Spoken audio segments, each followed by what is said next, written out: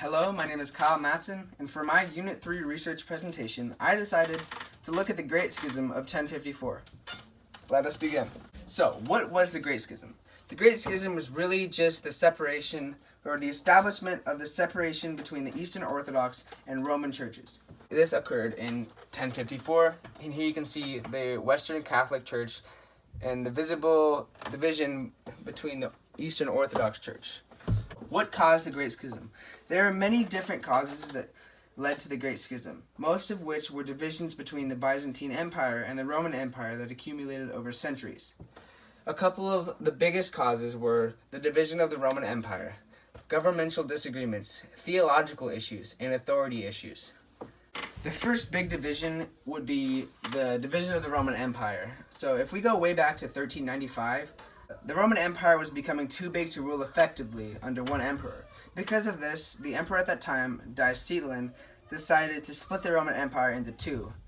The eastern half became known as the Byzantine Empire, while the western portion was called the Roman Empire. One of the very first differences that arose between the two empires was language.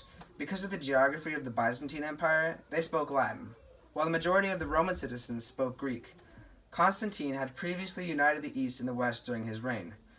And for a few centuries after the split, the empires were united, and most Byzantines considered themselves as Romans. Even after Western Rome was conquered by the Germanic invaders, the Byzantines saw themselves as continuing the Roman Empire.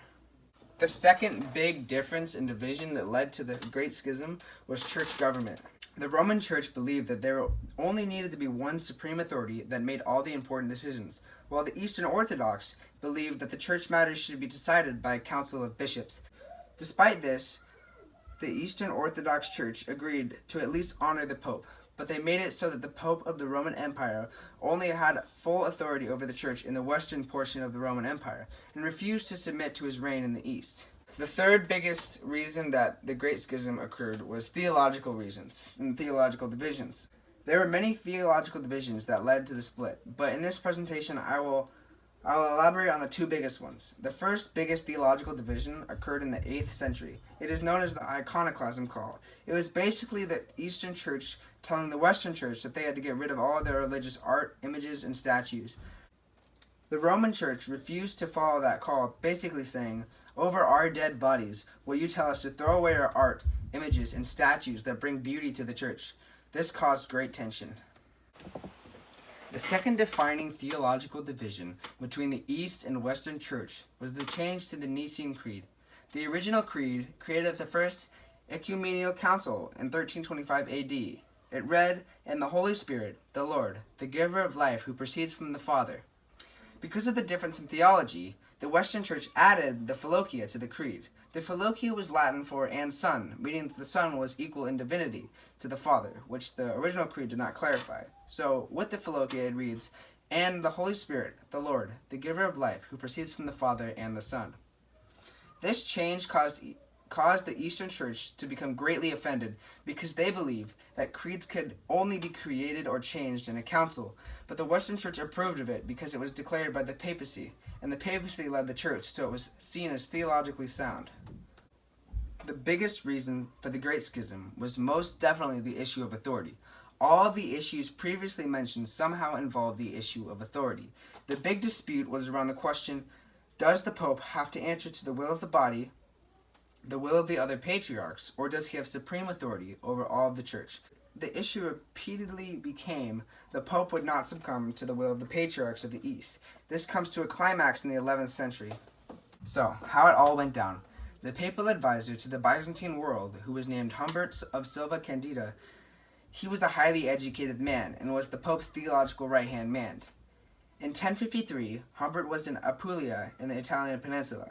When he was there, he heard of a letter from Leo being the Archbishop of Ohrid. The letter had arrived in Apulia and was written in Greek. The letter condemned multiple practices of the Western Church, the biggest being the Philokia. It also condemned the West because it practiced communion with unleavened bread. Because of this, Leo stated that the Western Church practiced Judaistic traits, which would have been a great insult back then because they did not approve of Judaism. That was Humbert Silva Candida. When Humbert, who knew Greek, read this letter, he was extremely offended. He then translated the letter to Latin and reported to the Pope the contents of the letter, basically saying, "Look at what the Easterners have said about you and your empire." The Pope became enraged and offended, and he wrote a response letter and sent it to the Patriarch Michael I. Humbert and some others were then sent as the delegation to the city of Constantinople in an attempt to smooth out the currently tense situation. Neither Humbert, the others, or Michael I was in a mood for a compromise. They ended up just arguing and disagreeing on what to do. This caused the splitting of the church. After this, Michael I refused to see them for a number of weeks in order to get back at them, because that was what they did. Rather than shouting at each other, they would make. When they finally met again, it just became another yelling contest over these issues. Again, the overall issue was that of authority. Humbert and the others were there in order to assert the authority of the papacy, while Michael I, Patriarch of Constantinople, did not want to hear it.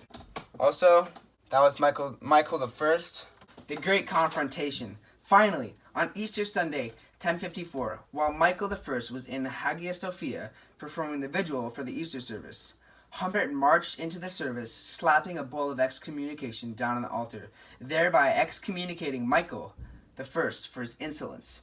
In response, Michael I eventually does the same thing to Humbert and the others. The double excommunication from both groups in 1054 was the cause of the Great Schism. After this, the Great Schism happened. The end.